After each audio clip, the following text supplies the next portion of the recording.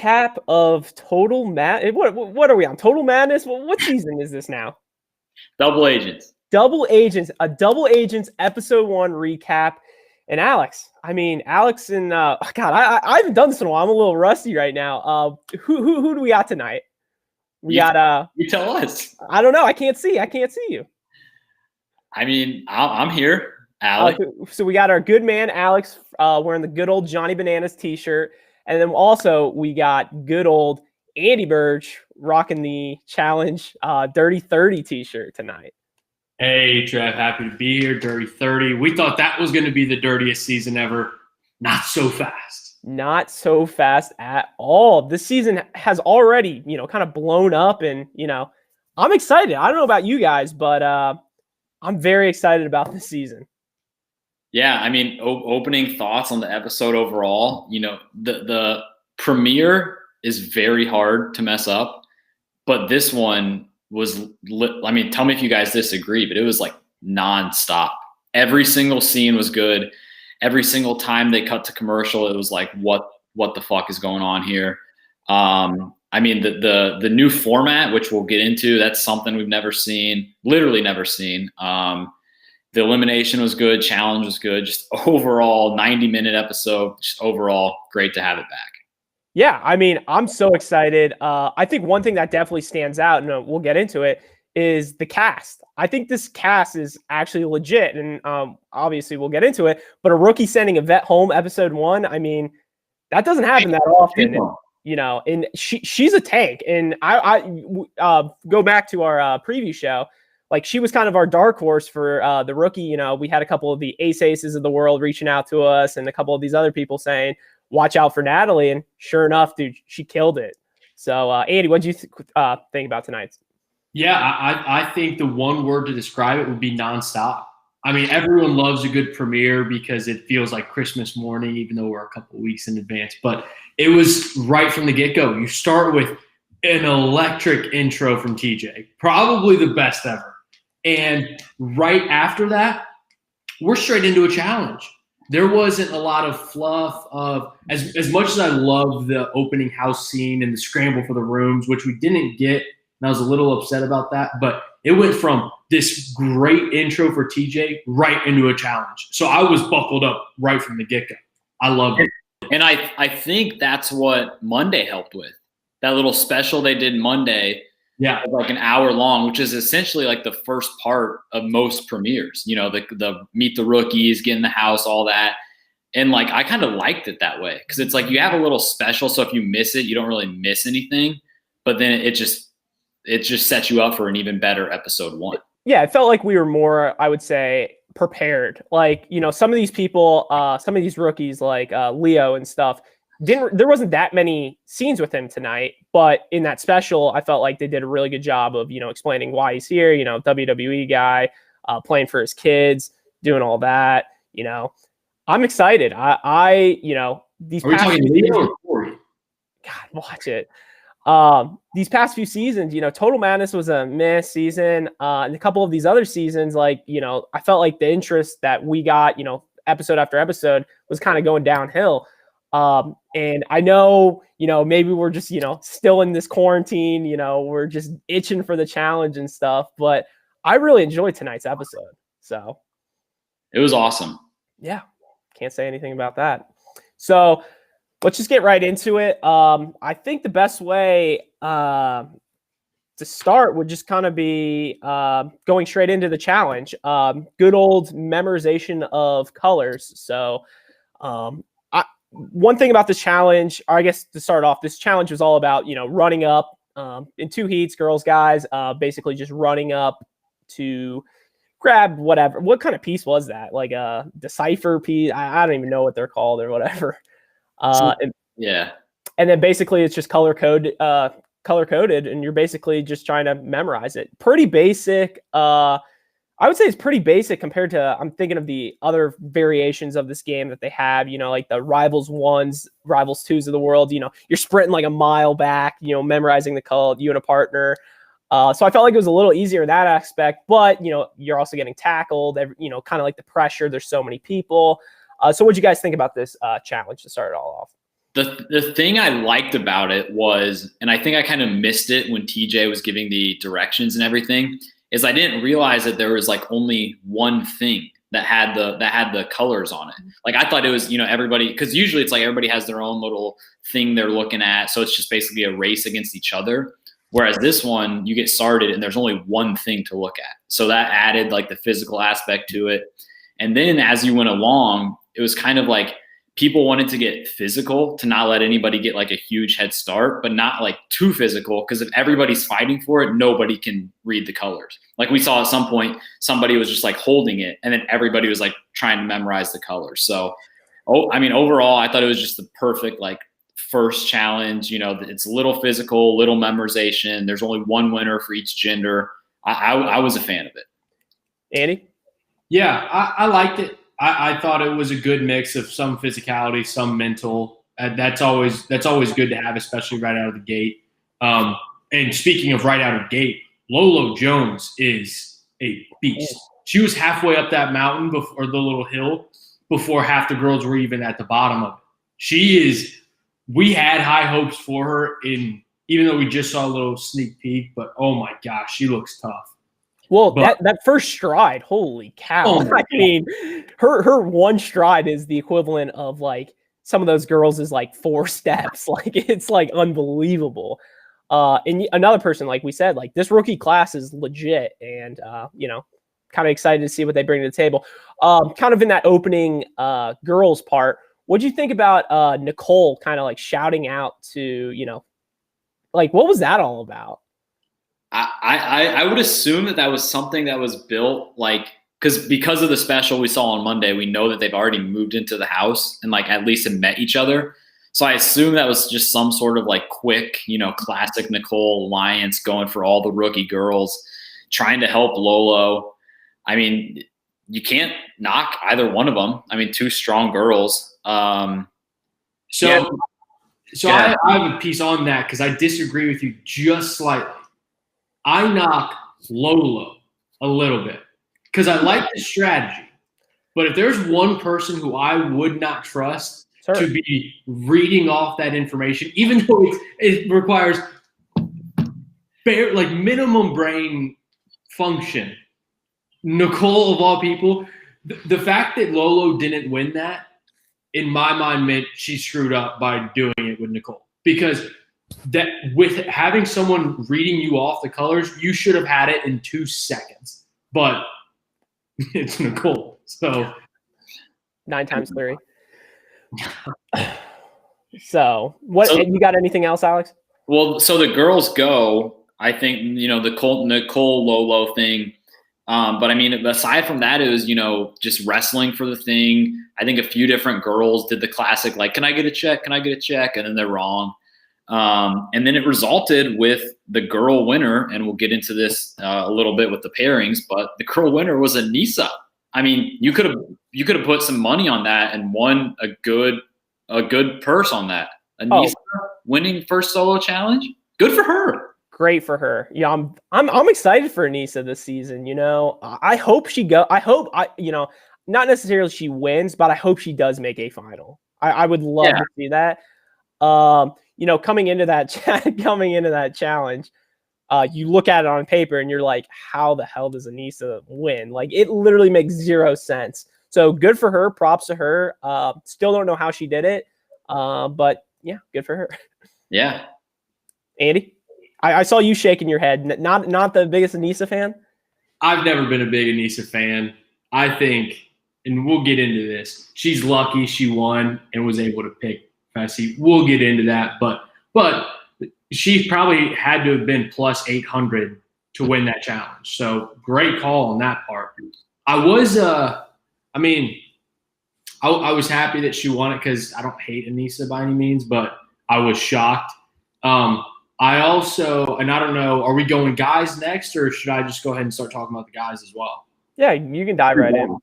I was surprised by Fessy. If Fessy can start pulling out some mental wins, I don't see how he loses. I really don't, because he is a beast. And if he can do some challenges like this, even though this wasn't a puzzle per se, it required a lot of thinking.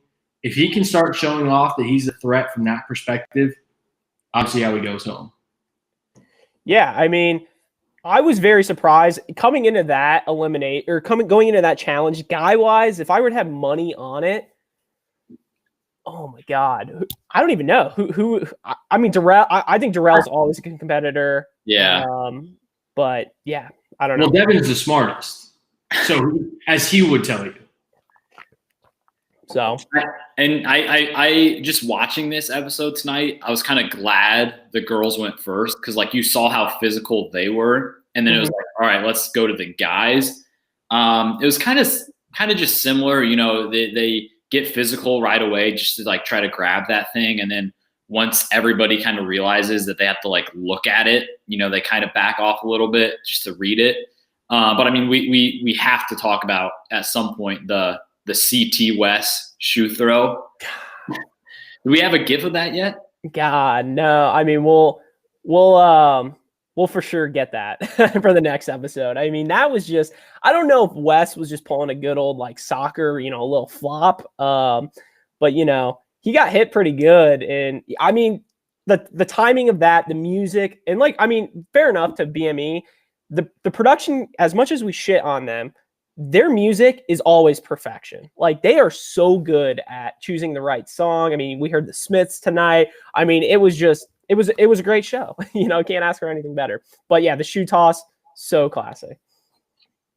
Was there anything else that we need to touch on when the guys went? Because I feel like this was just a hard one to judge, kind of where everybody was at. I feel like the guys again was like, you know, there was 4 or 5 different guys, you know, who said they needed a check. I think Devon, you know, had a couple of professionals where he thought he had done it all, blah, blah, blah. But yeah, I mean, like we said, Fessy wins. I mean, Fessy, strong competitor, like we talked about, and gets that first win under his belt. It reminded me of last season because, you know, his first few challenges, I don't know if he won it all, but it was just like a surprisingly good rookie performance. And then he comes on second year, takes home first win. Yeah, absolutely. So you just want to take it from there. Fezzi wins. So now they basically bring up those two. And what do you guys think about, I guess before that, Anissa, they actually chose Anissa as the fastest person, which I still cannot believe that happened. Anissa goes up. Anissa chooses her partner. If you're in that situation and you're Anissa, do you choose Fezzi? Is that the right move? Honestly, and I don't want to use like what we know about the rest of the episode to kind of sway that, but I feel like Fessy is almost a better choice than, you know, the Wes's, CTs of the world, just because he doesn't have a target on his back, but he's also a good competitor. I was thinking that she was going to go, you know, the Fessys, maybe Corys of the world, just somebody who's a good competitor, but isn't a vet, isn't a champ. And like, you can't go wrong choosing Fessy, but I also thought it was just interesting, you know, that Anissa somehow has the first and only draft pick of the entire night, really, because everybody else kind of picked each other. God, for some reason, I was getting those cutthroat vibes, like, you know, like the last people in are choosing. For some reason, I was just thinking, there's no way she actually won, right? Like, we all know that. If you're in that situation, Andy, who do you choose? I think you got to go Fessy. I think if everyone else comes with some sort of baggage, Fessy comes with no baggage. He's a very good, if not one of the best physical competitors, and has some numbers on his side. I mean, now granted, we found out about the whole Big Brother deal later on the episode, but I'm sure that was not news or hidden to anyone. So you pick a great competitor with no extra baggage who has a couple numbers and good numbers. I mean, especially with Casey, for example. I mean, I don't see any downside with Fessy. So yeah, no brainer. Yeah. So after that kind of happens, our next big thing was kind of just, hey, choose your partner. And what'd you guys think about that? I think that's the first ever time MTV has done that. Like I don't think there's been a time in any season where they're just like, might just pick your partner here. Here we go. Yeah. Let's do the 1-by-1 of the teams in a sec. But first, what we kind of thought about that, because I don't know about you guys, but I kind of liked it. Because it was on the spot, which was nice. Yeah, and I think they've done that before in the sense of like pick your partner for this one challenge on this one episode. But this, picking like before a whole season, completely different, obviously. And I thought it was good because it kind of got rid of like a draft order. There was no draft order. It was like if multiple people want you on your team, then you get to pick. And then like, people are going to fall to the bottom just naturally standing next to each other. So I thought it was interesting to watch, 30 people stand next to each other, kind of look around slowly at first, and then like try to get whoever they wanted. Yeah. Yeah, I agree. I think it's a good way to get some, I guess, storylines. And for instance, the whole Cam CT one. And I don't even like saying storylines because that makes it seem like the challenge was trying to get that. It just naturally happens. But it was a perfect example of, all right, Cam goes up to CT, essentially like selling herself of like, this is what I can do. This is what I can bring to the table. And CT still shoots her down. Guess who's going into the first challenge? So, I mean, it was, I think, a side effect that I'm sure they probably thought about, but everyone wins really because you end up being with someone who you both are like happy to be partnered together. So yeah, I liked it a lot. I thought it was very interesting. It was the first time that this has happened. So that was also a nice little twist too. So I was a big fan. Yeah. And so, it was also just, we didn't even as viewers know that it was going to be pairs right away. Yeah. Mm-hmm. So like not only was it, you have this new way of picking pairs, we had no indication of knowing this is going to happen. So, I mean, yeah, this is just one of those times where they like cut to commercial, stand next to your partner, cut to commercial, and it's like, this episode is awesome. Yep. All right. So, before we do the one by one, if you guys are watching live right now, please comment who you guys think the best couple is right now, best power team right now, and we'll read that off at the end of the segment. So whoever you guys think is the best team, we'll start reading those comments right after this one by one. So Alex, take it away. Yeah.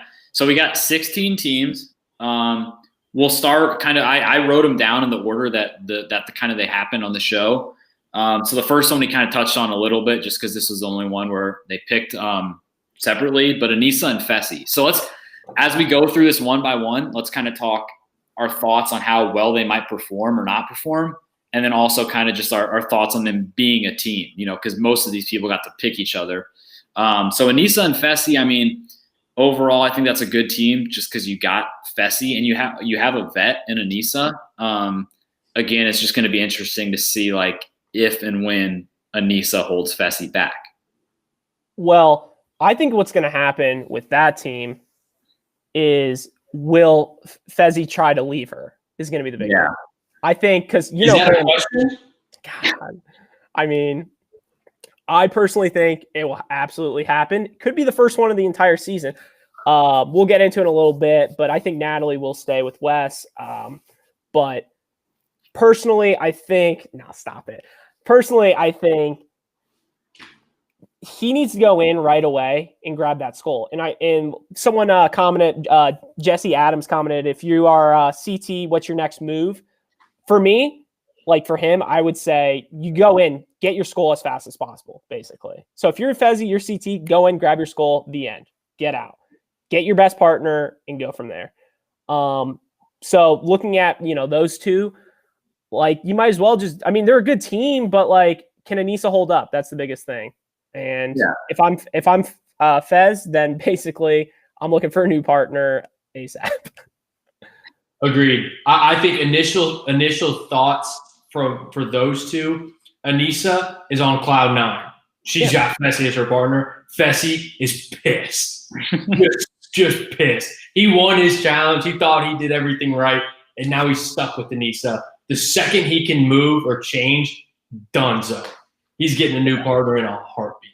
Yeah. And he knows it. And that's what's interesting. And we'll get into it. But for people like Aneesa who know that they're the weaker ones on a duo, you kind of have to expect that something's going to shake up. Oh, absolutely. And I think see how that factors into all this. And I think like realistically, you might as well get your best partner now. And that's why I think if he wants a new partner, you might as well shoot your shot now. So especially with realistically, with Natalie, I mean, she already has her skull and stuff. Like a person like her, if he were to go in next week, why would I not want to be partners with Natalie? She's a very strong competitor girl. Pick her up. We both have skulls now. I mean, I don't know. That's how I look at it. So, you have any other comments about that team, Alex? No, I'm good. I'm good. All right. Who's next? Next team we got is Tori and Corey, and I'll let you guys go first. But my quick thoughts is it's just the classic good team. You know, two people who have been on the challenge, never won. They're good competitors. They're kind of aligned all over the place, but just this classic, like not great, but not average, kind of in between there. Good team. Yeah, I mean, I think they're a solid team. Realistically, I think Corey has a way better alliance than Tori. I don't think really Tori has like kind of anyone at this. I mean, who's her best?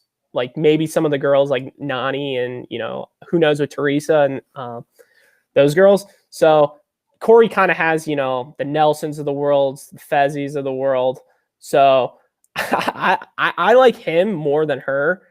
And then Jesse Adams just wrote right now, Corey and Tori are so bad at puzzles. And I mean, they are so bad at puzzles. So, coming down to the wire in a final, those two together would be very interesting to see them work as a team. Andy, what do you think? Very strong team. It was very clear on both sides. They looked at each other. They said, you want to be partners? No hesitation on either end. I think that's a team that as long as they don't get picked off from anyone else, I don't see either of them moving or like trying to get new partners. I think they would both be happy sticking it out through the long haul, and rightfully so because they're both really good.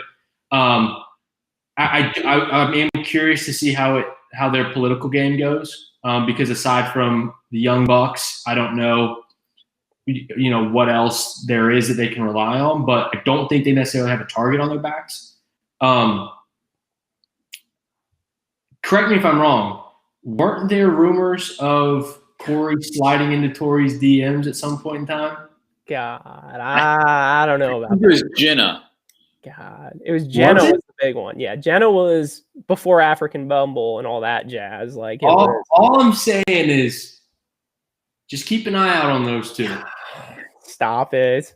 It's not like Jordan and Tory called off their engagement or anything, right? We'll get into that. Keep an eye out. All right, what's the next team? All right, next team is Theresa and Jay. Theresa and Jay. Very interesting team. I'm surprised. Like, I thought Theresa would definitely shoot for a Darrell, a CT, very, old school look. And Jay, I don't know about that. Oh, we lost Alex there for a second. I don't know. So, Andy, what do you think about that? Yeah, I was shocked, but I really like it. I think both are very good competitors. I'm a really big Jay guy. Even though I'm like a big Jay guy. Kind of a pussy in general, but I like him a lot. I think he really likes the challenge. I think he's a good competitor, and I think for him and Theresa, it'll be nice because if Theresa did go for like a Darrell or a Wes or a CT, she would clearly have that, the two vets. It's almost like instead of the rookies going in, it's, okay, the vets are in now. So I think she kind of helped herself out, probably without really knowing it. But I think that's a dangerous team that could do well together. Yeah, absolutely. Alex, we're still on Theresa and Jay. What do you think? Yeah, I feel like Theresa and Jay is just kind of like a sneaky good team.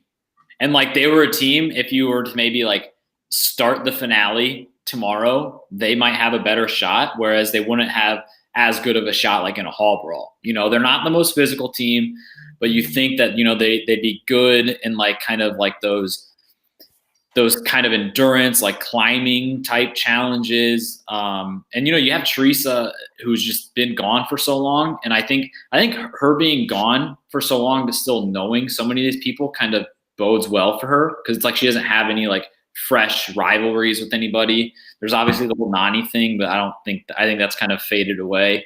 I feel like Theresa and Jay could do some damage. And I also think that's a team that maybe either one of them at some point is looking to kind of do an upgrade at some point. Yeah. For sure. So who's the next team we got? So the next team, I think I tweeted this out, I think is just my kind of favorite team because they're just classic and funny. And I'm like Nani and Kyle. And like these are just the two like most similar people like across genders because it's like they always make it far. They made a couple finals. They kind of align themselves with bananas usually.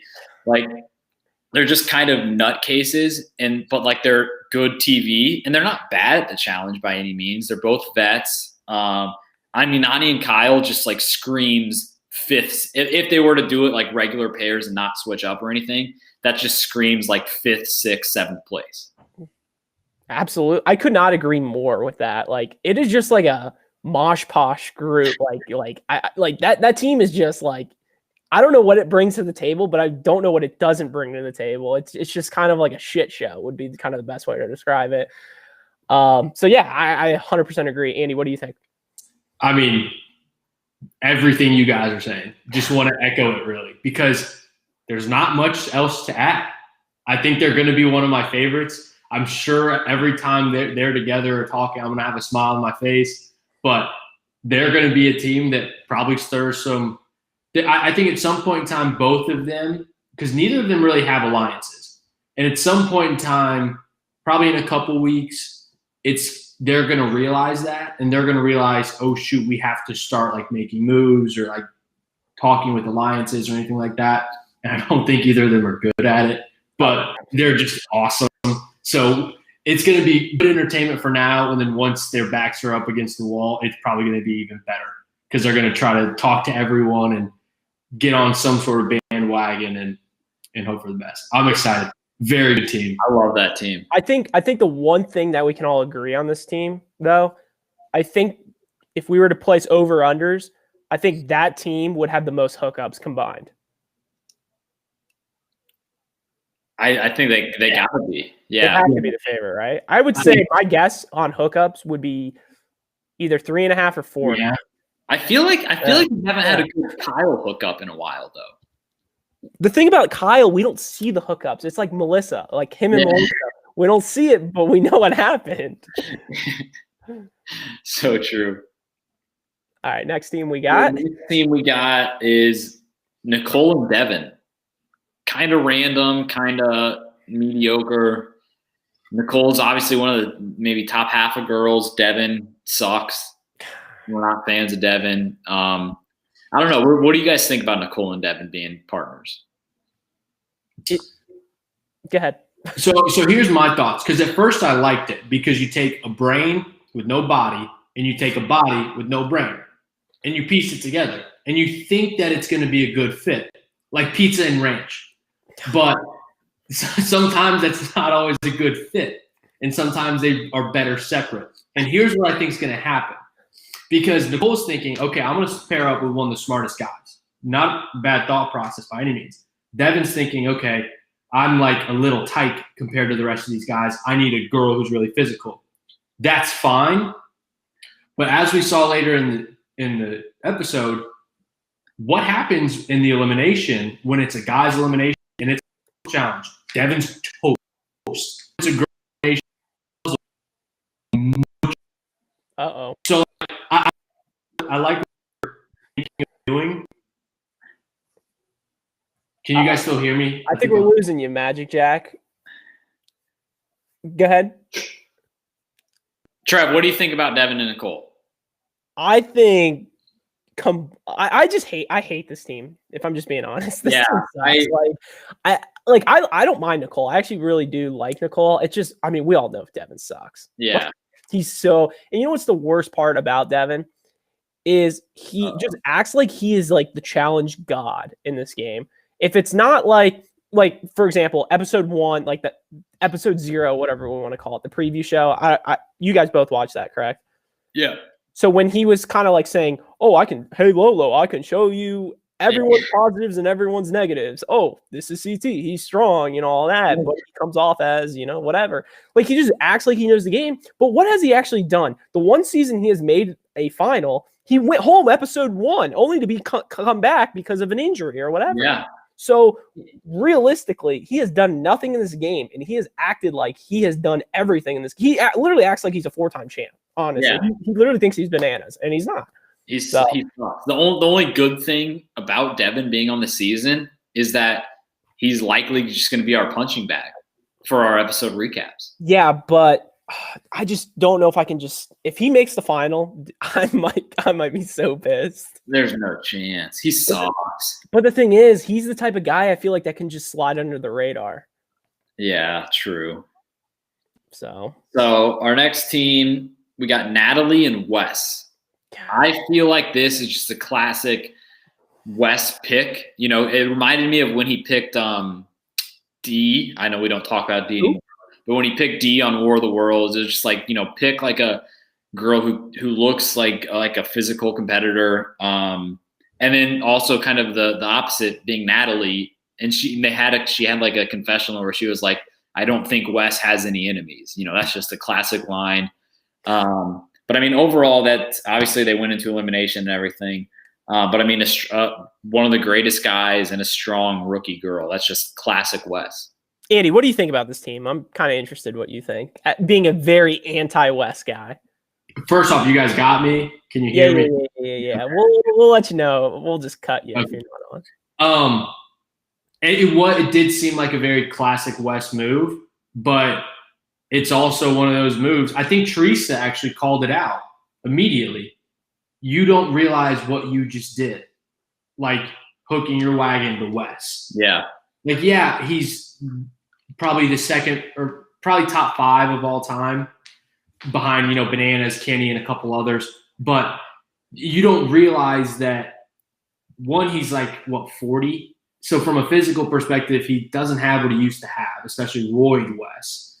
And he comes with the most baggage of anyone on the show. So sure, it sounds good on paper. Looks like it could be good together.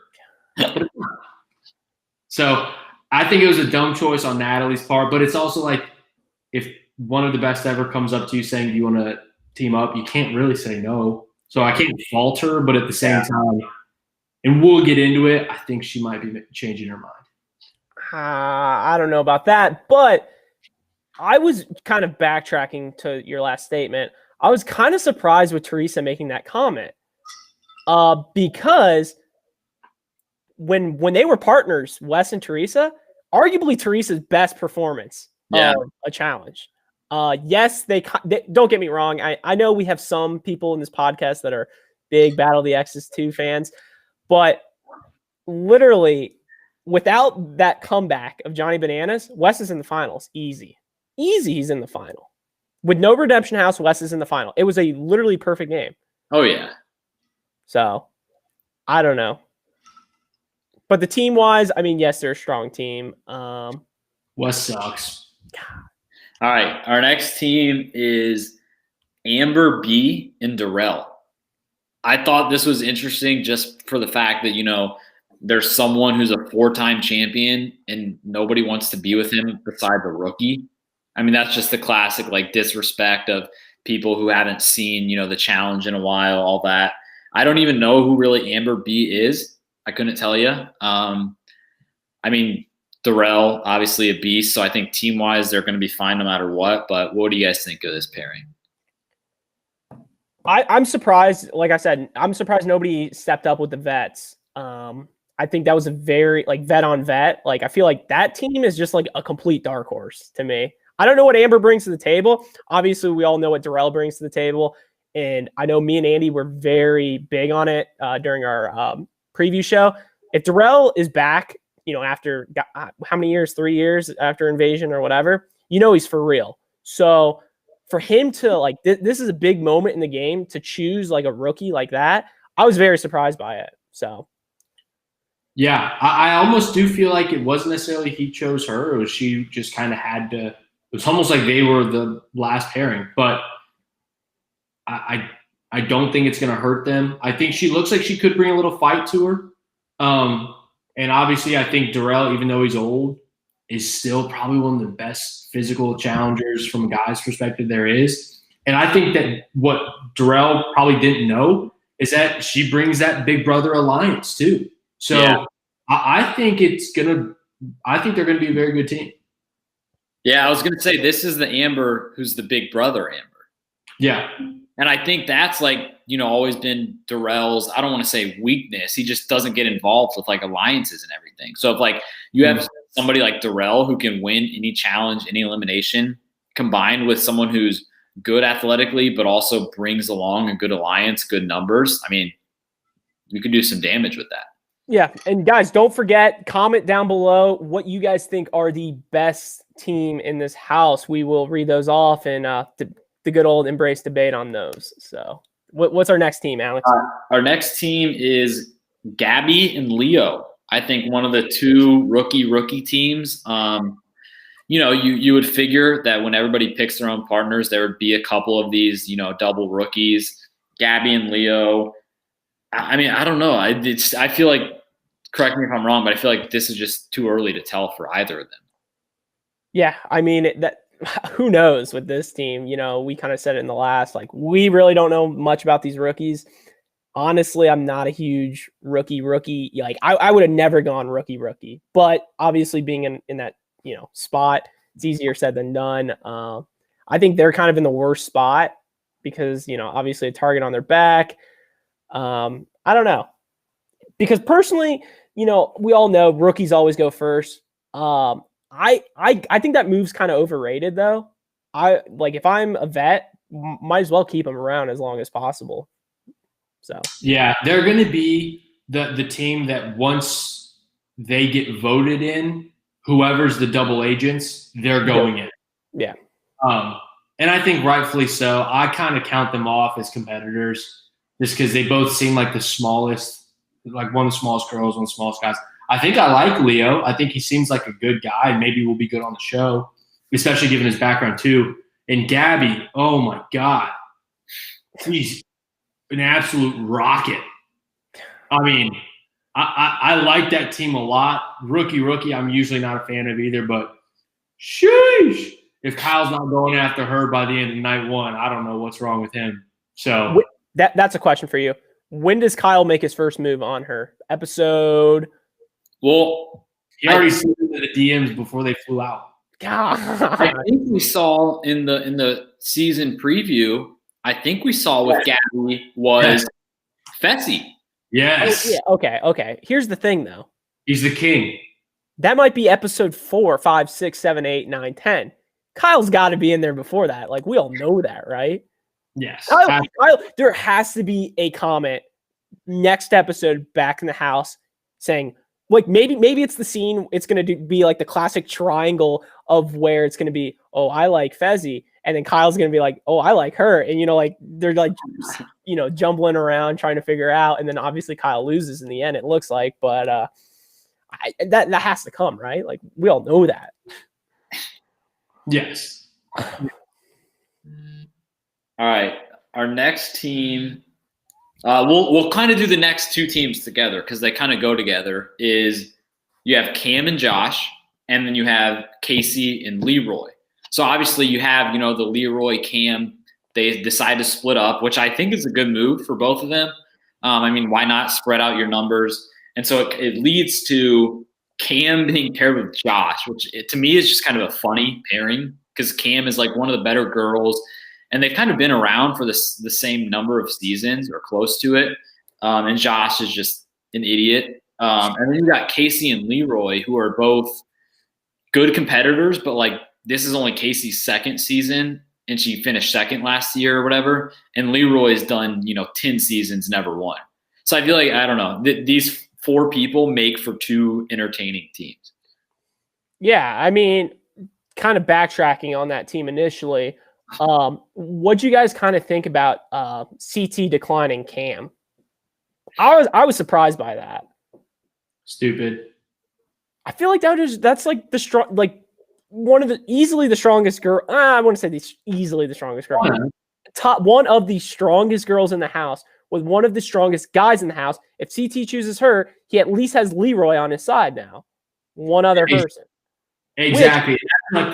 I think he was too closed-minded in terms of I think Ashley's a better competitor. But Cam, could very well be a better competitor and brings numbers that Ashley doesn't have. Like Ashley did not have a real alliance going into this, but Who did she have? Who did Ashley have? Zero. She had nobody. Exactly. And CT is in the same boat there. Like he didn't have that alliance. He had that unspoken veteran, like kind of alliance maybe. But if you're him, you got to be able to see the big picture. And Cam would have been a very, very good choice for him to be partnered with. Absolutely. Yeah. That's why I was shocked by when he picked Ashley, because I figured that, like, to me, that is just like, what the fuck? Like, what is that? Like, you CT coming into this game every single season, I feel like CT has one alliance, and it's Cara Maria, and she has not been on for the past like 5 seasons or whatever, 3 seasons, whatever. I just feel like you got to choose someone. Like, you had to choose Cam. Like, if that was the spot you're in, you have an alliance, you have someone who's proven. I mean, if you're in CT's shoes, what else did you want? Like, who else could you choose from? Yeah, especially if she's asking you. Absolutely. Because then you have to say no. So, like, why not say yes if that's as similar to Ashley as you could get? Yeah. So Cam and Josh, fun fact, did you guys remember that Cam at one point sent Josh home in an elimination? What was that? Sorry, I couldn't hear you. People forget that. Josh sent who home in elimination? Cam sent Josh home. Andy? I think it was War of the Worlds. Yeah. When they climbed up some sort of wall. Josh and Amanda lost to Cam and other Ashley. That doesn't sound right. Now they're partners. So what do you guys think about Casey and Leroy? Because I feel like my first thought when I think about Casey and Leroy is like, you put those two in a room together, what are they talking about? Like, that's just the most random pairing. To me, that team is just like, they're just like puppets. Like, other people are controlling them. Like, they're just like a team that will just be like, oh, that's what they're doing? Okay, we'll do it. And then, like, like the next episode, oh, that's what these guys are doing? Okay, we'll do that. Like, they're just going to be all over the place. But then again, I do like this team. I know you guys are always 50-50 on Leroy. I love Leroy. I think he's a dog. But I don't know what Casey. Do you think Casey could make some noise, Andy? I mean, she has made a final. Yeah. So we actually just got a comment from Jesse out here saying that Casey and Leroy could make some noise. She's a top 5 girl. I don't disagree. Yeah, I like her. Huge Leroy fan. I think that's going to be a very dangerous team. I think they're both physically very good competitors. I don't know if I would trust either of them in any sort of a mental challenge. But they're both very good, and they clearly have Big Brother alliance and the whole Cam Leroy alliance. So what I think would be interesting is if both of these teams stay together for a little bit. What happens if that Big Brother alliance, Josh on one team, Casey on the other team, go against what Cam and Leroy want to do? Like, I think that could be a cause of some fireworks. Yeah. Right, especially because it seems like from the whole Cam Leroy perspective, obviously Cam's the one calling the shots. But from a Big Brother perspective, it's got to be Fessy. And what happens when Fessy says, Leroy and Casey have won a couple challenges, I don't want to see them. Who knows? And I also think, so this is what I think is going to be interesting. I don't know if it's going to make more sense because it was very clear, like Cam and Leroy and Josh and Casey, they just like flip-flopped. And they both just like took one of each other. Given the format now, I'm curious to see when that's going to reverse because I could see that going back where Cam and Leroy team up. And same with Josh and Casey. I don't know, and I'm still trying to think about how it could make sense and when it would make sense to make that change. But I think once there's a lot of numbers, it obviously makes sense to kind of diversify a little bit. But at some point in time, I think we're going to see that change. And like even for Fessy, for example, once he dumps Anissa like a bad habit, I wouldn't be surprised if he picked up like Casey. And just think about that team. That team would be deadly. But the thing is, why I would not pick up Casey in his boat would be you already have her on your side. Why add her to the table? because she's probably one of the best competitors.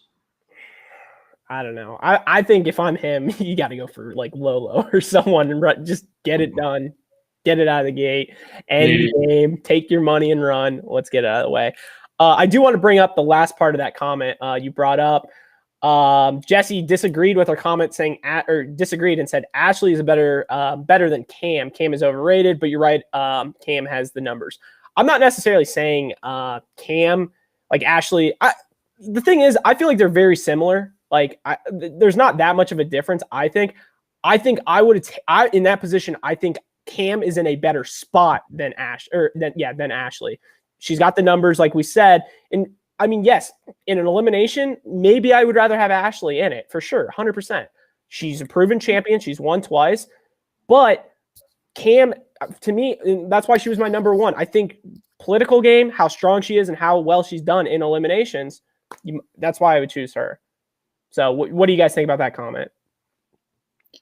I mean, yeah, I think they're about as even as they could be. I think Ashley is Cam with 2 rings. And I don't mean to like trivialize winning 2 challenge championships, but like on a, like, what can they do each episode and an elimination challenge, all that. I think they're just so similar.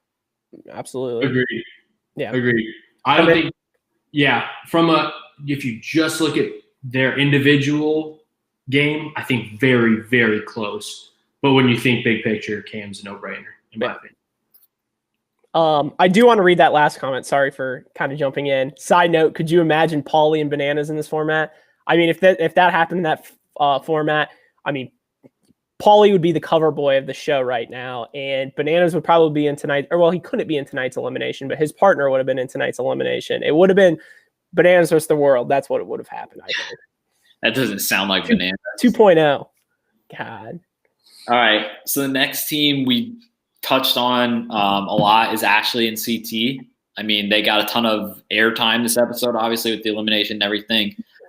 This is obviously, we know Ashley is gone at this point, but this is just like the number one, powerhouse, 2 champs team, all that. Yeah, I mean, we kind of hit on it already. Interesting choice by CT, choosing her.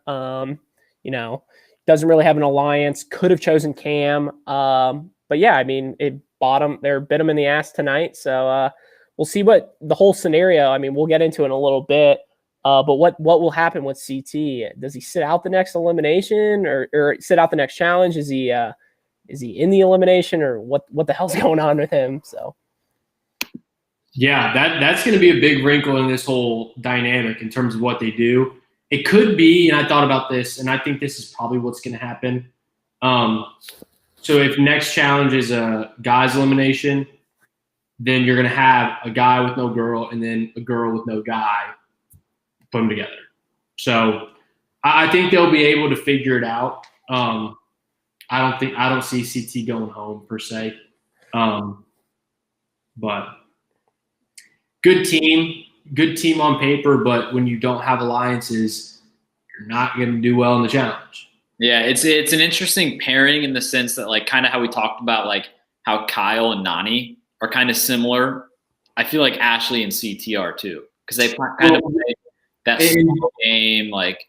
Yeah, and the challenge that they both won, was 2 solo challenges. Yeah. Yeah. Prime example of, like, you put them 1-to-1 against other people, they're probably going to do really well. But when you put them in a format like this, they're first into the elimination and first ones to lose.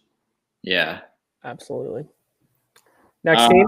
So we got 4 teams left. I think these are maybe the least some of the less interesting teams. I think these teams, when they were shown on the screen, combined for less than 5 seconds. And it was like still at the end.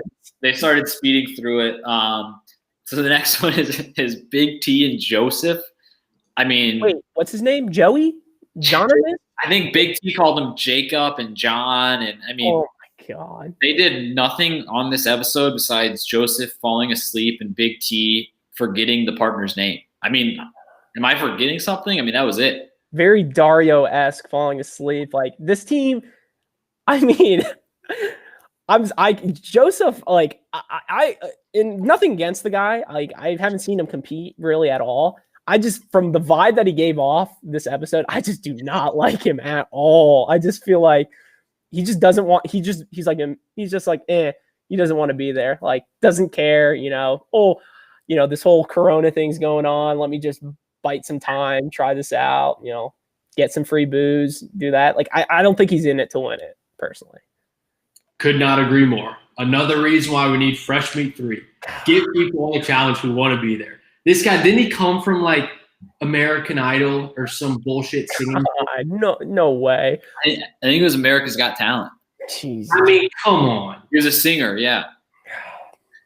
That's what happens. You bring singers on the challenge and they fall asleep at the bar. God.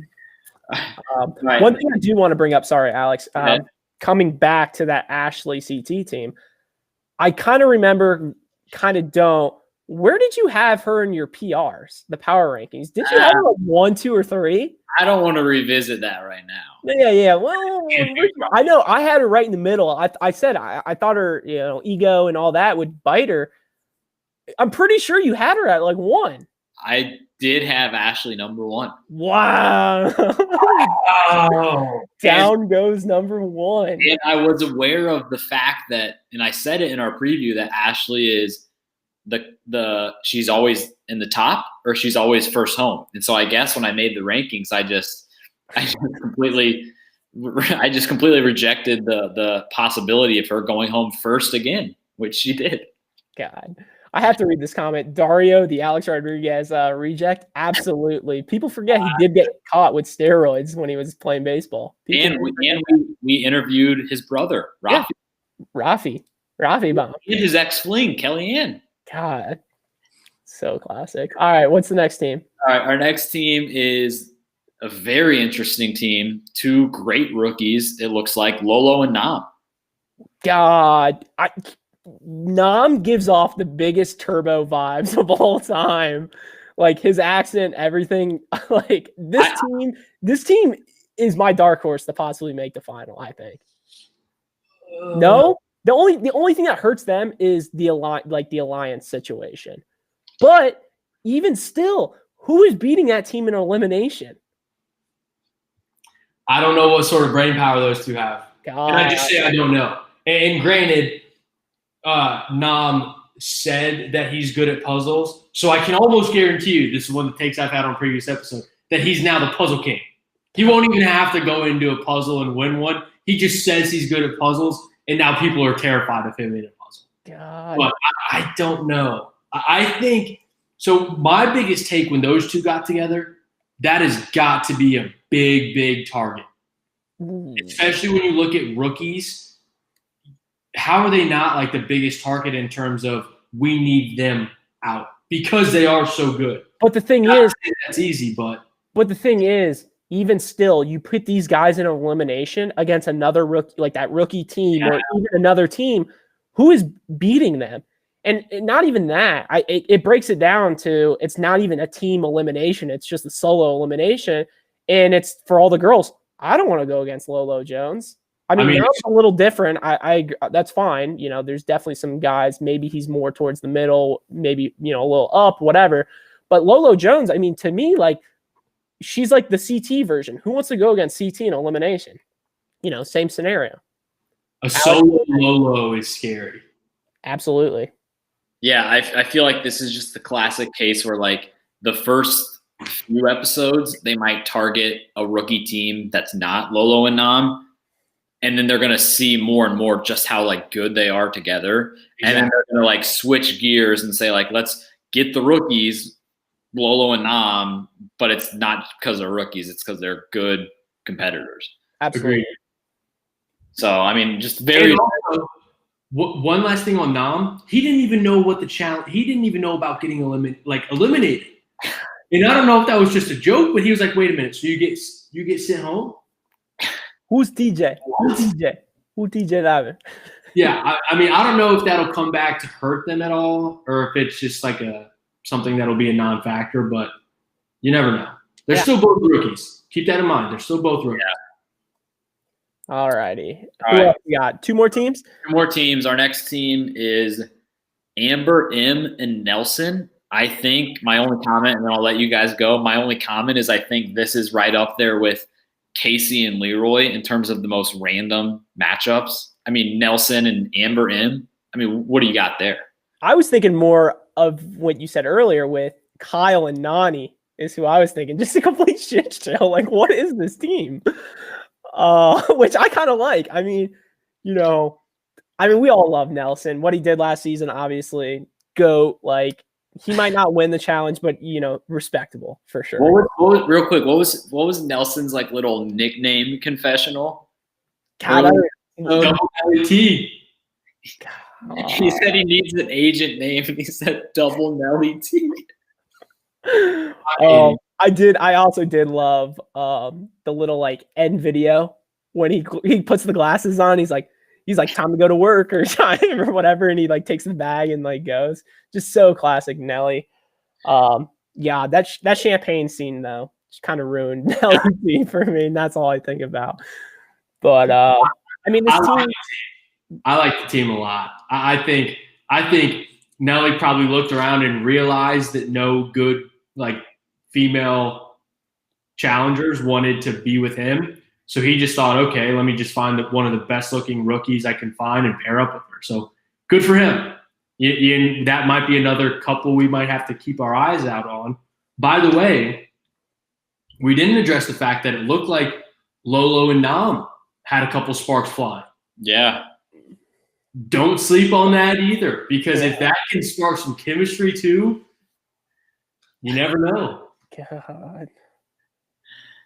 Oh, I didn't even think about that. They did kind of hint at that. They did. Classic foreshadowing. I'm like trying to like remember the episode in my head, but yes, the scene like, oh, that's how a guy gets my heart and all that stuff. Andy, I like it. I like it. Sleep. By episode what? She kisses him, makes out with him. Well, she doesn't seem like she's one to really get down just a wild hookup like that. So I would say it's going to take a little bit. And Nam seems like he doesn't even really know how to talk to people in general. So I would give it about episode 4, first kiss. Well, Lolo is a well-known virgin. Yep. Mm-hmm. She's famous for that. Yeah. Oh, I did not know that. And Nam also seems like he could be as well. So episode 4, I think they already had their first hug. So first baby steps. I think first kiss we're seeing episode 4. Yeah. All right. Our last team is Liv and Michi. I got my comment on them is no comment. Yeah. Who and who? Another team. I'm just like, who? Like, agreed. Team. So. And they were literally the last team shown, throughout the episode. So I think that just shows you how important they were to the challenge producers. Yeah.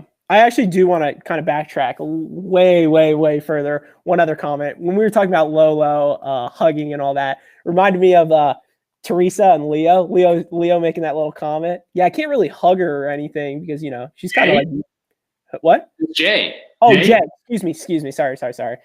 Theresa and Jay with I don't want to, she's married to an NFL football player. Very classic. MTV's gotta be targeting, that audience a little more, I don't know if you guys noticed watching Monday Night Football and stuff, or what was yesterday, Tuesday Night Football or whatever. When was the last football game? All these games are mixed up. But on ESPN, they were showing a ton of challenge commercials and stuff. Fifth major sport. I don't know if they were doing it on, well, obviously they were doing it on purpose. But I did find that very interesting, seeing more and more of those. That was Monday night, right? God, they're football games every day now. One of those damn football nights. God, they all blend together. All right, so those are the 16 teams. I think we did a good one by one. It's analyzing pairs like this. I feel like is always more fun than just looking at people on their own or big teams. So I like the good old pair challenges. Yeah, absolutely. So then this kind of just goes right back into the house, and this starts with, the voting and the whisperings and all that. And basically what happens is they do so Anissa and Fessy breaking down the format. So it's like everybody aside from the winners, which they call the double agents, vote each other in for one spot of the elimination. And then the other spot of the elimination is chosen by the double agents. So first they start with like the public house vote. Well, first it's a public deliberation, and we'll get to that in a second. But then they vote individually in private, send one team in, and then Anissa and Fessy come in later and send the second team in. So basically for the house vote, it was kind of whispered the whole time to go for CT and Ashley. The two teams it was really between CT and Ashley and Leo and Gabby, kind of two opposite ends of the spectrum. You know, your two challenge champions and then two rookies. Obviously, we know CT and Ashley ended up getting the most votes. So, I mean, what do you guys think of this? Because I thought this was very different from most seasons. You know, most seasons we get like the rookies voted in. And then if we don't, it's usually like just a middle of the road guy. And this was like everybody had the numbers and nobody was really backing CT and Ashley, you know, to vote the two biggest names in the house in. Yeah, I was surprised by that. I thought for sure we were in for the classic, you know, rookie elimination to start it all off, you know, basically bananas toast-esque we see every season to start it off with. So yeah, I was very surprised. I mean, before we actually knew the twist happened, we had out of 4 people, 3 champs going into the first elimination. If you want to count Natalie as another champ who's one survivor, I mean, that was stacked to see first. But the whole voting format, everything about that, I think it's as Tej would put it, it's a dirty game, and I like it a lot. So I've always been a fan of the secret voting and the individual voting. Mm-hmm. I think I don't think we'll see much, and I'm sure we'll get into the chamber as well. I don't think it'll be that much of a factor yet, just because I think for the first few episodes it'll be whoever the house is going with is who goes in. But once the numbers start to dwindle a bit, that's where it's going to be the individual votes are key and secret voting is key. I like the open deliberation. I like that a lot. I do think CT's opening remarks were terrible. He absolutely threatened everyone, even though he had a huge target on his back. I think he kind of shot himself in the foot on any chance of not getting voted in. But I like the format, and I think it'll be very interesting moving forward. Yeah, and one thing I kind of, you know, the whole like 2 champions voted in first was something that we obviously don't see. And I think what it was they said a couple times like, oh, it's the rookie numbers, but I don't think it was that, because I feel like this season has like an average number of rookies. I think it was just kind of the combination of like everything that is anti-vet. Like it was enough teams that had 1 rookie or 1 big brother or 1 UK person, like that all just kind of added together. So it wasn't just the rookies. It was just kind of the fact that there's only 16 teams, and most of those teams had somebody who is either a rookie, big brother, or whatever, and they went against, you know, the 2 champs, which is something we haven't, you know, really seen that much. Yeah, for sure. For sure. So CT and Ashley, you know, obviously they vote for Leo and Gabby. A few other teams do, but it was just basically this big kind of house vote against the 2 veterans, the 2 champs. But then, yeah, let's get into the chamber. This was a new twist. Basically, they send the 2 double agents, the 2 winning people, over to this different house called the chamber. And all they did at this point was it showed the votes. The purpose of it was to show which team got the most house votes and then who voted for them. Yep. And that was like, you know, and they talk about it like, you know, should we tell anybody? Like, you know, blah, blah, blah. Like, I thought this was a good twist because, again, it gives them right away, like Anissa and Fessy could literally go to every single person in the house, ask them who they voted for, and know if they're trustworthy or not. Yeah, and I think Andy put it best. I think it, like right now, once everybody's voting for, you know, the same person, it's not a huge effect on it. But once those numbers start going down and let's say there's, you know, 15, 17, you know, people left or whatever, that's when you see, you know, the true colors come out and, you know, you get to see who's voting for who's lying. And I'm kind of curious to see how long this, because we all know there's definitely going to be teams not going to win a challenge at all, that this whole secret, I can see votes thing is going to last for. You know what I'm saying? Yeah. So. Yeah. And like how long it stays a secret. Like, because for example, if you're, let's say the next challenge, Casey and Leroy win and they go into the chamber, Aneesa and Fessy know that they're probably looking at who everybody voted for. Right. So like it kind of, it's the classic, like, first couple episodes, it's a big secret and then it kind of loses its luster a little bit, but it's still a good twist. Well, see, that's interesting. And what'll happen? Well, what could happen? I don't know if it will, but at some point in time, let's say Aneesa and Fessy, for example, a couple episodes go by, they don't win, so they're not in the chamber, and they don't want, or they're crossing whoever the double agents are. Like, they're not going with them, they're going against them. They're making like a shady vote, for example. You still have to vote against that. You still have to make that shady vote because you still have to put that person in the elimination.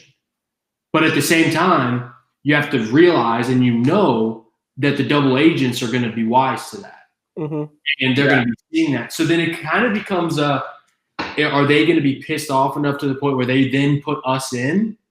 Or should I still vote because I still want this other team in the elimination? So it'll be interesting. I think the allure of the secrecy will go away. But once it doesn't become a secret and everyone knows, it's still a wrinkle and it's still a twist. Yeah, and it's still – it was an advantage for Aneesa and Fessy this episode because they obviously got to see the votes. And I think it'll be an advantage one more episode because they will cast the vote and have the knowledge to know that whoever is in charge is going to see their vote, most likely. Yeah. Right. So I mean, Aneesa and Fessy go into the chamber, and then they pretty much decide the votes or they reveal the votes for both elimination spots at the elimination ground. So that's kind of where the episode goes next. They get to the elimination. I mean, there's a lot to cover here. The first thing is CT and Ashley are voted in by the group. I think the episode kind of made that clear that it was going to happen. The rookies were, got some votes, but you knew it was. And I think, I guess was it kind of revealed in the chamber, right? Because it showed a lot of votes for them. A lot of votes for them. That it's always going to be the most, the team who is going to go in. So CT and Ashley go in, and then what do we think about? They ask Aneesa and Fessy who they want to go in, and they go with Wes and Natalie. Yeah, I don't know. I'm not necessarily. I don't know I don't know. It's an all right pick. I don't think they're the strongest team that they could have thrown in, if that makes sense. Like, realistically, the problem is if you're trying, you don't know that twist with the whole girl factor. That's the thing. Because realistically, I'm trying to think of it was probably the smartest move, honestly, with the twist and stuff. Get CT out, get Ashley out. They have no alliance. Get him out. I'm just trying to think of the other teams and.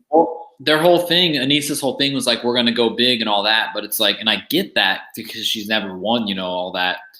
But why create an enemy out of Wes if you already have another veteran like CT in the elimination? If I were them, I would have gone maybe Lolo and Nam, play that rookie card while also potentially getting rid of a strong team. So I don't know. I feel like she just kind of created an enemy in Wes that didn't necessarily need to be. Oh, absolutely. I think Lolo and Nam is a perfect pick in this situation. Now that I think about it, like you said, I think that's a perfect one because you're either going to have Lolo or Ashley go home. You haven't seen, yes, we all know she went 3-0 in Champs First Pros or whatever on those eliminations. But how well can she do with, the whole house watching, first elimination? I mean, that's definitely in the back of your mind. So I like that move. And then the whole Nam versus CT. I mean, Nam's he was an Ultimate Beast Warrior guy or whatever the show's called. Barrels they're scrubbing these days. Yeah, whatever. So I think that's a smart pick. You don't piss off Wes, and you don't know where their alliance lies. And I feel like a vet like Wes might not necessarily throw you in. Like, yes, he kind of like has your back, but really doesn't, because he's like, Anissa's really not a threat to me. You know what I'm saying? So like, whatever, you know? Yeah, I agree. I think it seemed like the default pick once CT and Ashley got voted in. It was just like, okay, well, let's just throw in West now too. But in reality, I don't think it was the right pick. I just think it was let's get rid of them. But I do think you're right. I think Anissa put a target on her back. Yeah. And once Fessy leaves her, then she's not going to have that support that she currently has. Absolutely. And she's gonzo. Yep. Gonzo. Yeah. And then, so the next thing is they reveal that it's the girls' elimination, only a girls' elimination. But let's get to that once we get to kind of the twist that TJ ended with, like the pick your partner and everything. So let's go into the actual elimination, Ashley against Natalie. What do you guys think, just in terms of, you know, what it was, like hanging on the thing, like, you know, whipping across, all that? Like, what do we think about that? I mean, for a first elimination, you know, it's good to see it. You know, you can't really complain. I mean, the challenge is back.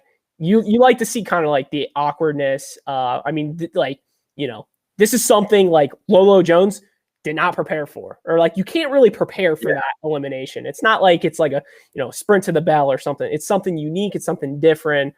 So I didn't mind the elimination. I enjoyed it. It's all right. It's kind of like who can kind of go forward, who can go back. I'm sorry, that sounded so stupid. Whoever gets down to that first platform first basically wins, I think. Yeah, and going the other way is so much easier. Yeah, and my thought just when watching it was like, this isn't the most entertaining one-on-one elimination there is, but I would almost rather the challenge waste the sort of bad eliminations like right now, because the episode was amazing. Like they could have done rock, paper, scissors, and like it would have been a great episode overall. So if they did Natalie or Nani versus Georgia in the tape job, I think I would have quit. What happened in that one again? God, watch it. Turbo just unloading the tape and stuff. So like it was an average to below average elimination, but on episode 1, I'm fine with that. Yeah, I'm fine. Yeah, we'll just leave it at that. Yeah, I agree. I do like the fact that it is one of those things that tests athleticism, but not something you can be prepared for, because I love that about the challenge. Like that's what makes the challenge so great. I did think first off, I couldn't follow who was who at all. I thought Ashley won it.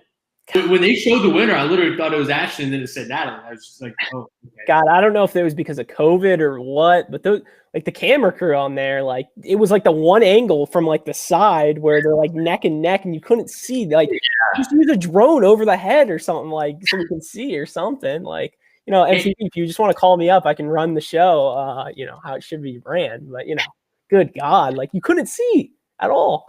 No, not at all. And then there was also the added touch of the fire, which was very so unnecessary. That one fire challenge where Rogan broke Jay in half. People forget that ball was on fire. Oh yeah, for no reason. Yeah. This reminded me of that, like to a T, where it's like, wait, okay, it's on fire. There's like torches surrounded by everywhere. Is the whole thing on fire?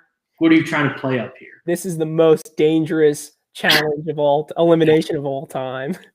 But I liked it. It was a good enough challenge where it was competitive. It was somewhat entertaining, and absolutely.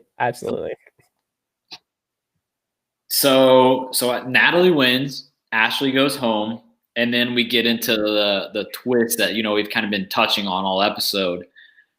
Basically, so correct me if I'm wrong, but so CT and Ashley are partners, Wes and Natalie are partners. Ashley goes home. So now Natalie gets the choice of, I thought it was going to be pick, you know, your partner, CT or Wes. But not only is it that, it's pick your choice of partner from any guy aside from Fessy, because he won, he's safe, he's blocked from this. So I mean, I don't know where we go from here, because this is a big twist. I mean, what do you guys, if you were Natalie, what would you do? And it just, you know, I feel like if you pick CT or Wes, it kind of disrupts things the least. Whereas if you pick somebody who is up in the stands, it kind of shakes up the whole house. So I mean, what do you guys think of this twist now? Well, I don't mind the twist. I think it's a little overhyped though, until we actually see a move happen. And I don't see that. I don't know. I just don't see that many people changing, partners and stuff. I personally think like if I'm in Natalie's shoes right now, I would definitely choose a new person. But do I think she'll do that? Absolutely not. I think she'll stay with Wes, which is a dumb move. I don't think she'll go to CT because CT literally has the biggest target on his back. But then again, if you're CT or if you choose CT, yes, you're the biggest target, but only for guys' eliminations. So, because now we know it's, it's not a double elimination or whatever, a team thing until episode 7 when that twist hits or something. But, go ahead. I would say if I was Natalie, like when I was thinking about this watching, I was like, if I was Natalie, I would almost in any case pick the partner that I had just because it's the first round, stay with the flow, like, figure everything out like in the next round or whatever. But I think that it does kind of escalate the fact that like Wes does have enemies. He does have a target. So maybe that is like if I was Natalie with any other guy, I would probably stick with my guy, but maybe because it's Wes, she'll switch. I don't know. But then I guess the next question is if like she switches to someone who has a partner. So let's say Natalie picks Corey. So then Tori doesn't have a partner. Does then Tori get to pick Wes or CT? Like, does it just kind of trickle down until there's one person who doesn't have a partner and they compete kind of as a rogue agent, maybe? I mean, a mercenary? Does that mean they sit out like the next challenge? So that means they're safe. Maybe. Next is a guy's elimination. You know what I'm saying? So yeah. that would mean they would be safe. Could be. Interesting. It'd be interesting. I think they definitely left us with enough loose ends that we're all going to be excited for next week. I do think that if Natalie was smart, she would take a new partner. And I think she will. Because Wes's big thing is he said, I have an ally with all the guys here. Okay, clearly you don't. So that's what she was banking on because she clearly brings enough to the table from a physical perspective. She won Survivor and whatever other shows she was on. So I don't think she thinks she needs Wes. I don't. And I think this whole scenario showed that she doesn't and that he doesn't bring that much to the table for her.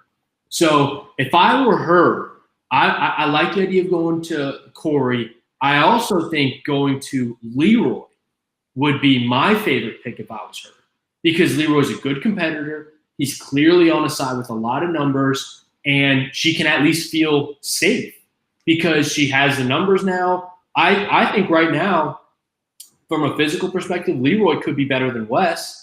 So then it's like, all right, so are you upgrading it both aspects of the game? Why not? Mm-hmm. And I don't think she would feel like she's got this big target if she leaves Wes because clearly no one's really looking out for Wes right now. So I just think it's like personally, 100%. I would choose a new partner, and like Jesse Adams put, 100% Darrell. Like Darrell is the perfect person you want as a partner, 100%.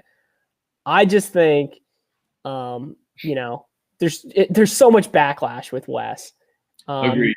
They just wrote something else. Wes and CT have the same amount of heat on their back, but CT has it because he's a top guy and Wes is a top half guy.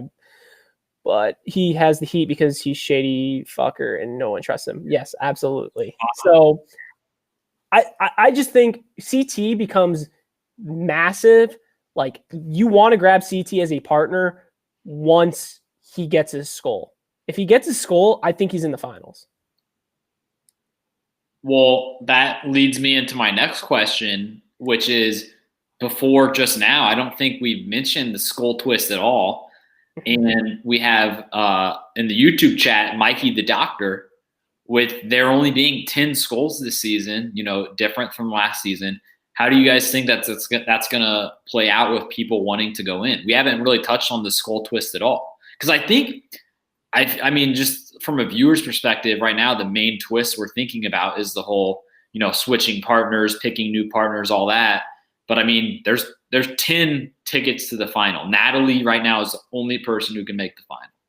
Yeah, and I think, there's two ways you can go. You can go in right away, grab your skull, call it a day.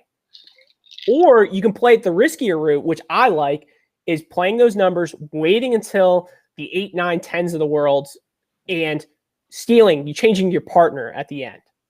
I think that's the best move to do. It's just, can you time that right, would be the question. Yeah, I like that, Trevor. And that's a good point, because last season there was a finite amount of skulls, but you never knew. But now that you know that there are 10, you know what your timeline is. Yeah. So you can still wait for a few weeks and still be okay, but still know that, okay, I have to go now. Like when Wes was so adamant about going in last season against Bananas. Yeah, he went early. He didn't know when he was going to get another chance. Now you know. And now you know, okay, I have to have it by this time, because there's been 6 skulls out, 7 skulls out. The question the question I have for that, though, is with it being 10, is it 5 girls, 5 guys, or could it be literally 7 guys, 3 girls? I think it's got to be 5-5. Because in a scenario where, let's say like last season, Jay went in for the first 3 times in a row and no guy gets a skull except him, you know what I'm saying? And what if the girls just start racking them up over and over and over again? I think it would be 5-5, or at least very close to it, maybe 6-4, just because of the fact of, if they choose to alternate every week, guys and girls, then like for at least, the first few, there's going to be 3 guys who get it, 3 girls who get it. But what I'm saying is, compared to last season, think about last season. If last season was the same thought, Jay went in for the first 3 times. So if you remember, Jay had the only skull for the guys when 3 girls had skulls, or 2 skulls, or whatever. Because Jay beat whoever the rookie won, then he went in again and beat CT, and then he went home. So at that point, there was 4 skulls, only 1 guy skull. Yeah, that's what I'm saying. Because if there's only 10 skulls, what happens if 8 girls get it and 2 guys get it? Because they want to knock out a rookie because he's a weak competitor. Well, then what I don't know. Because one thing TJ said, in his classic, like, here's the twist and all that, is like, you got to protect your skull. So I assume at some point somebody's going to have a skull, go in and lose it or something. But I think the skull twist does add good suspense to the season, just from a standpoint of, watching the challenge. Usually the first, 5 episodes are like really good, intense, like get those juices flowing. And then it kind of hits that mid-season, the classic mid-season lull, where it kind of runs in, like just blends together. But I think based on the 10 skull twist, that might be the point of the season where like people are fighting to get into elimination, because these 7 skulls already taken, and everybody. And that's the thing. It would all be about time, timing it completely right. If you can get in at the end of the game, because realistically, in this game, I feel like 100% you would rather want to go at the end into an elimination than in the beginning. Yes, in the beginning, it's nice. Like if Fezzi goes in tomorrow, it's good for him. He grabs a skull, he has a partner, good. By week 5, 6, 7, 8, he's guaranteed probably not going to have the same partner. So you might as well wait, but it's all about timing it right.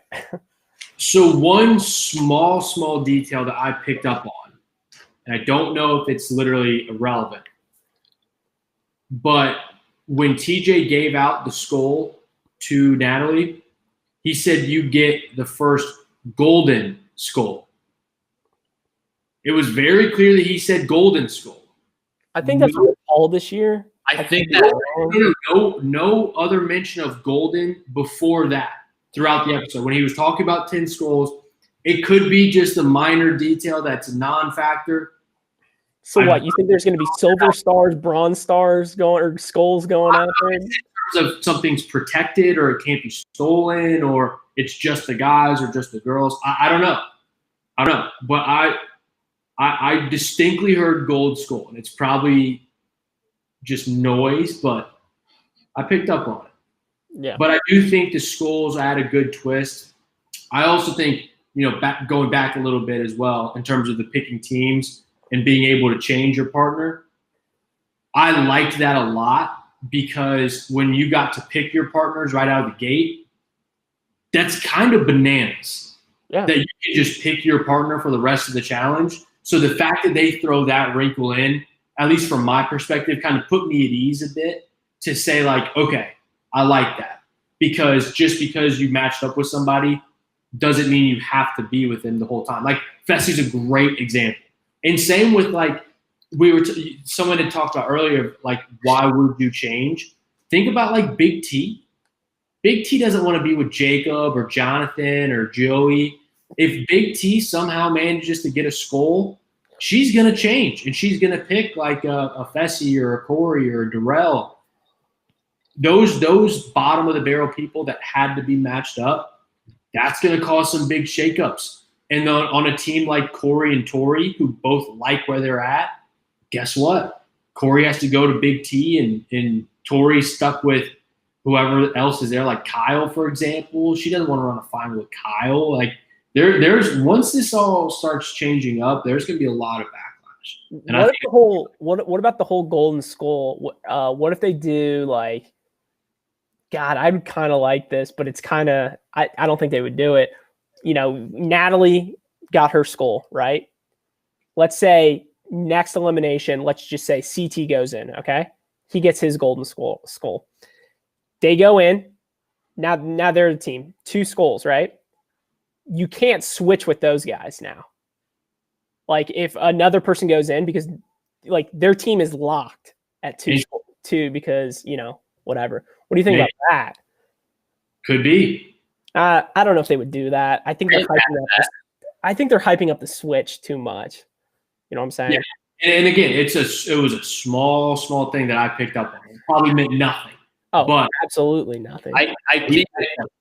I think the whole like just option to switch teams and pick new partners and everything, I do think and I hope that it'll have a bigger impact than what was it? War of the Worlds 2, when it was, you can be a traitor or whatever it was, you can switch countries and all that. Because I think it was just Jordan and Tory. Like that was just the classic challenge example of a proposed twist that never really pans out. But this one, because it's partners, I think has a good potential to actually be worth it. Agreed.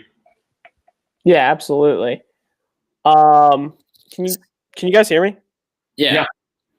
All right. So should we get into kind of wrap this up before we close it out with a little MVP, LVP of the episode 1? Yeah, for sure. Who wants to start it all off? I'll take it. All right, MVP. Okay, my MVP. Let me think about this for a bit. We'll do a snake draft MVP, LVP. Okay, my MVP for this round, I'm going to have to say Anissa. Wow. Ooh. She won the challenge. She was a probably plus 800, plus 950 underdog to win it. She won it. Good for her. She also picked, in my opinion, one of the best, if not the best, male competitor in Fessy. So she's at least safe for now. Now, granted, Fessy's going to leave her in a little bit, but and the girls' elimination's already gone. So she's going to be around for at least another 2 episodes. So she's my MVP. I think she did well, and she's going to be here for at least a couple more. I guess I'll go next. My MVP. Ooh, we lost Alex there for a sec. I don't know where he went. But Andy, my MVP is TJ Lavin himself. He's back. The legend.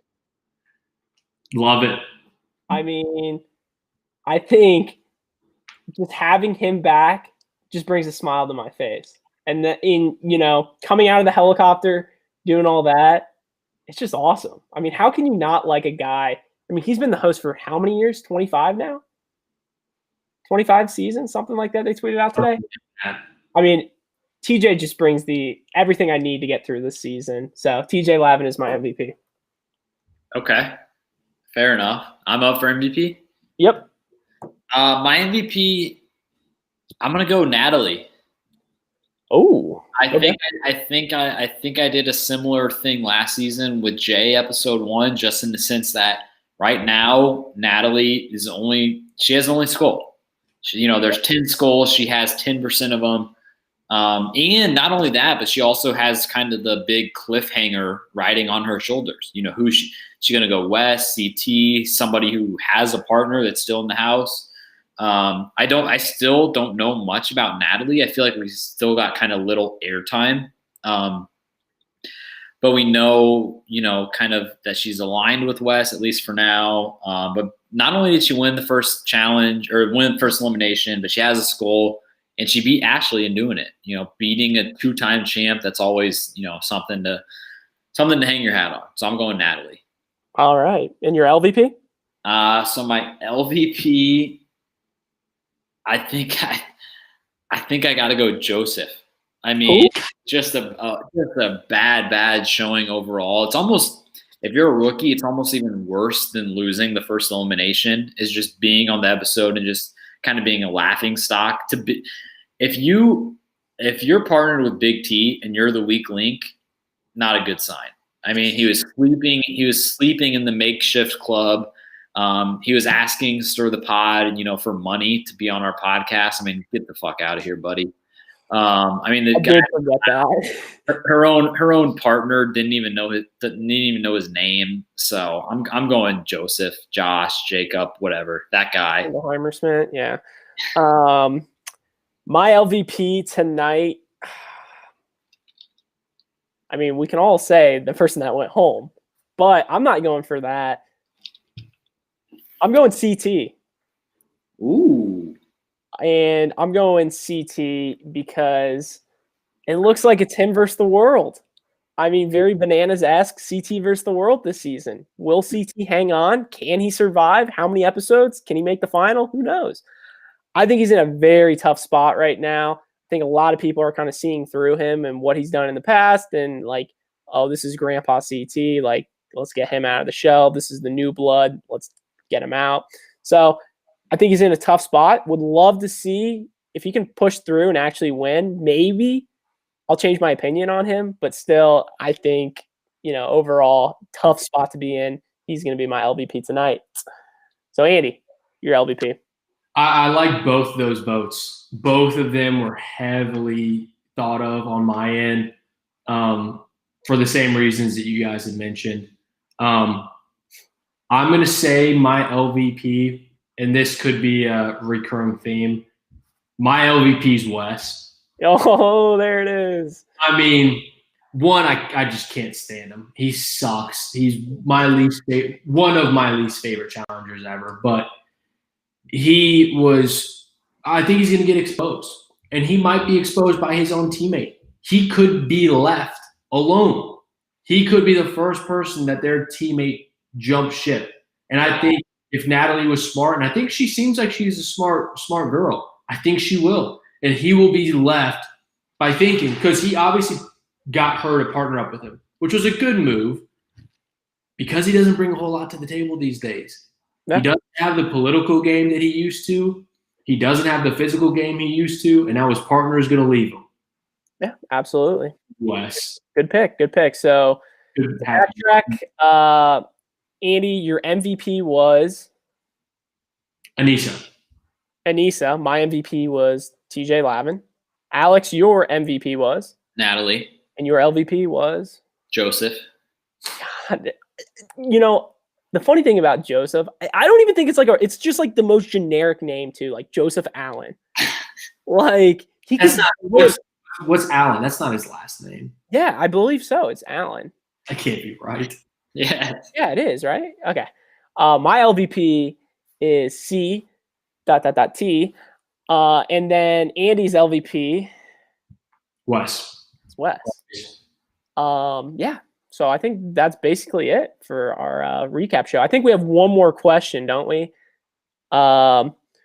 from Mikey the Doctor again. What would you think if someone has a skull and they lose that skull? Would just be a free skull for someone to take in the next elimination?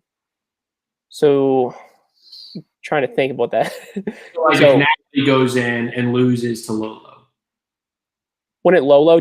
Like an extra skull would just go out, or because if Natalie went against Lolo, Lolo would just take the skull, right? Right. That's what the question is saying. Does the skull just dissolve, or does Lolo? Oh, yeah. There's no extra skull, I don't think. We had to. Yeah, because it happened with Jay and Jay and whoever. Jay won 2, so he had 2 skulls on his head or whatever. Someone knocked Jay out. Yeah, and it was still just 1. Yeah. I didn't know if they meant like one just kind of like floating around for, I think it's always going to be 10 skulls. 10 skulls is going to be what it is, and they'll figure it out later in the season if, people get thrown into elimination multiple times, but they'll make sure that. And I think 10 skulls would mean 10 people in the final, or at least 10 people to the next step. Maybe they change the skull twist after that, but 10 skulls. Yeah. So last thing. Do we think 5 and 5, or we think it's a little offshoot? We think it's going to be 5 and 5. I think 5 and 5. Yeah, I think it's going to end up being 5 and 5, and you will be paired up at that time, and then it's going to be one last elimination of just those 10, 5 teams of 2. One team goes home, 4 teams make the final, and then one pair wins, and then they have the classic take them runners. So, well, think about this. I see it panning out. Backtracking, the classic, the elimination. Here's my proposal. What's going to happen if we do the 5 and 5? We'll do the classic location change, very classic. Then we'll do an elimination right on the spot. Then those 2 people will have the chance to choose whoever they want as a new partner to run their final with, which would be wild. You know what I'm saying? So they do that. I want to run my final with whoever, and then we're off in the sunset. There's no way there's take the money and run this season. No chance. Second place, you get to choose what prize you get or something, or double agent-esque. All right, well, Alex, Andy, anything else, or are we good to wrap this up? I mean, I'm good. I just thought from the episode again, the challenge being back, always a great time of the year, especially heading into the holidays, New Year, all that. Season 36, we're doing these live streams after the episode, so I'm fired up, baby. Very Cody Co-esque.